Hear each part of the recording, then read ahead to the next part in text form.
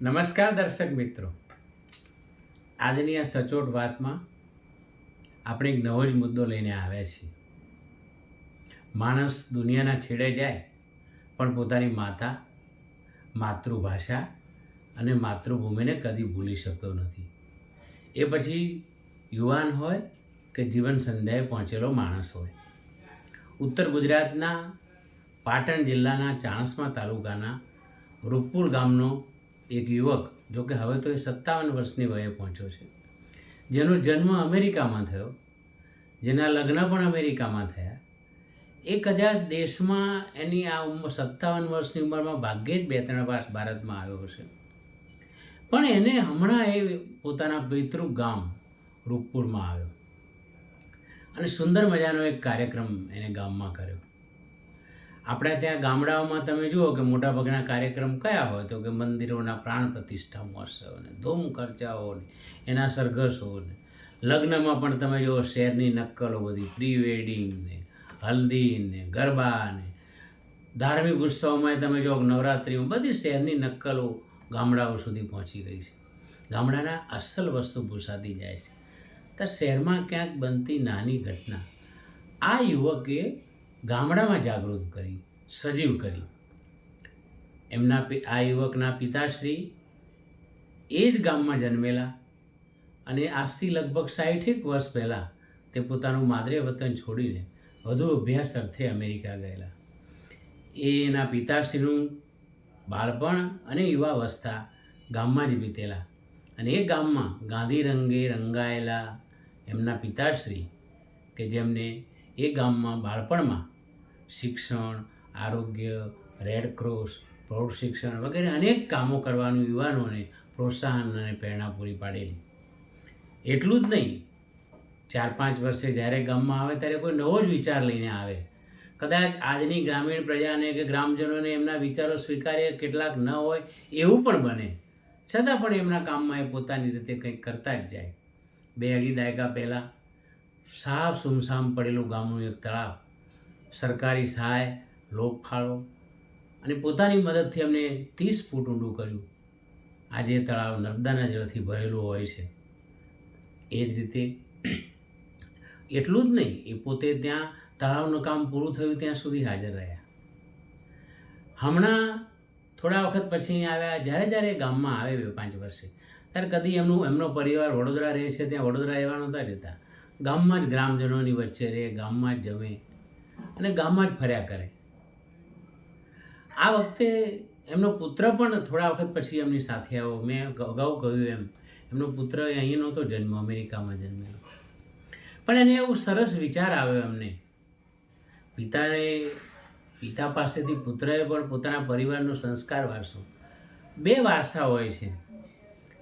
માતા પિતા પાસેથી માણસને ધંધા વ્યવસાયનો અને સંપત્તિનો વારસો મળે, પણ સંસ્કારનો વારસો પણ મળે. આ પુત્રએ એમના પિતા પાસેથી મળેલા સંસ્કાર વારસામાંથી એમને વિચાર આવ્યો એમના પરિવારને કે ગામના 75 વર્ષથી વધુ વયની ઉંમરના વડીલોની વંદનાનો કાર્યક્રમ કરવો. કદાચ ગામમાં બહુ ઓછા આવા કાર્યક્રમો થતા હશે અને આવો કાર્યક્રમ એ ગામમાં થયો. મેં તમને ઈરાદાપૂર્વક નામ નથી કહ્યું, પણ એ યુવકના પિતાશ્રીનું નામ ખોડભાઈ પ્રભુદાસ પટેલ છે અને યુવકનું નામ જયંત ખોડભાઈ પટેલ છે. બંને હમણાં એકાદ અઠવાડિયા પહેલાં ગામમાં આવો સરસ મજાનો કાર્યક્રમ કર્યો. 75 વર્ષથી વધુ વયના લગભગ 85 જેટલા વડીલોનું જાહેર સન્માન સાલથી તો કર્યું જ, પણ એમને એમ લાગ્યું કે સાલ એ સાવ કોરું સન્માન છે, સાથે સાથે કંઈક એક નાની ભેટ પણ, મોટી ભેટ પણ આપવી જોઈએ રોકડ રકમની. એ પણ એમને કર્યું અને એક નવી જ દિશા ગામડાઓમાં નવા જ પ્રાણ પ્રતિષ્ઠાઓના ભવ્ય મહોત્સવોની વચ્ચે એક નવી જ દિશાનો એક કાર્યક્રમ ગામડાઓ માટે એમને ચીંધ્યો. મિત્રો, આપણા વડીલો એ આપણી સંસ્કૃતિ છે, આપણી ધરોહર છે, આપણી જૂની પાઠશાળા છે, જેની પાસેથી આપણે કંઈ શીખ્યા છીએ. આપણે કંઈ ગાડાવાળા એમનું આપણી પર ઋણ છે. માણસ ઉપર પિતાનું ઋણ હોય, ગામનું ઋણ હોય, સમાજનું ઋણ હોય, દેશનું ઋણ હોય, એમ પિતૃઓનું પણ એક ઋણ છે. અને આ એક ઋણ મુક્તિના યજ્ઞ સમૂહ કર્તવ્ય પાલનનો કાર્યક્રમ હતો. આપણી ફરજ નહીં, આપણી એક જવાબદારી પણ છે, આપણું એક કર્તવ્ય પાલન પણ છે કે આવા વડીલોનું એમની જીવન સંધ્યાએ ઉચિત સન્માન થાય. લોહીના સંસ્કાર જ્યારે હોય છે ત્યારે આજે તમે જુઓ કે વૃદ્ધાશ્રમમાં વેઇટિંગ લિસ્ટ થવા માંડ્યા છે. એવા સમયે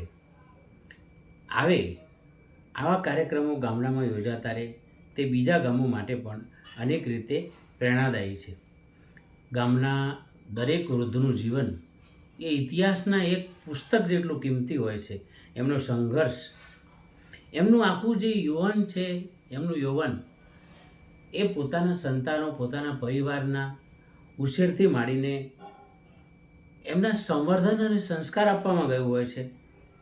ત્યારે એમના વૃદ્ધત્વને પાંખવાની, એમના વૃદ્ધત્વને પૂજવાની, એમના વૃદ્ધત્વને વંદવાની એ સૌ કોઈની ફરજ છે.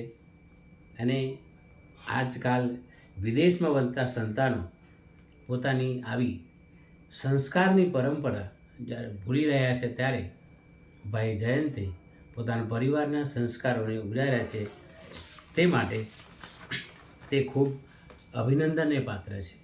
મિત્રો, વૃદ્ધાવસ્થામાં માણસના મિત્રો ઓછા હોય છે. 4-5 મિત્રો હોય. થૂંકદાની, દાંતનું ચોકઠું, આંખના ચશ્મા, હાથની લાકડી અને કાનનું મશીન, પાછળ સાથે ડાયાબિટીસ અને બીપીની ગોળીઓ. આ 5 મિત્રો વૃદ્ધાવસ્થામાં હોય છે. ત્યારે આવા કાર્યક્રમો એ વૃદ્ધોને અર્થની સાથે સાથે ઓથ પણ આપે છે. ઘડપણમાં અર્થની બહુ જરૂર નથી, ઓથની બહુ જરૂર હોય છે. એની સાથે કોઈ વાત કરે, એની સાથે કોઈ પ્રેમથી સંવાદ કરે, એને કોઈ સાંભળે. આવા કાર્યક્રમો એ સમાજમાં વૃદ્ધો માટેની પ્રેરણા પૂરું પાડશે. એ માટે ભાઈ જયંત અને એમના પરિવારને ખૂબ ખૂબ અભિનંદન, ધન્યવાદ. મિત્રો, તમને અમારી વાત ગમી હોય તો લાઈક કરો, શેર કરો, સબસ્ક્રાઈબ કરો. પ્રસન્ન રહો, સુરક્ષિત રહો, સ્વસ્થ રહો. આભાર, ધન્યવાદ.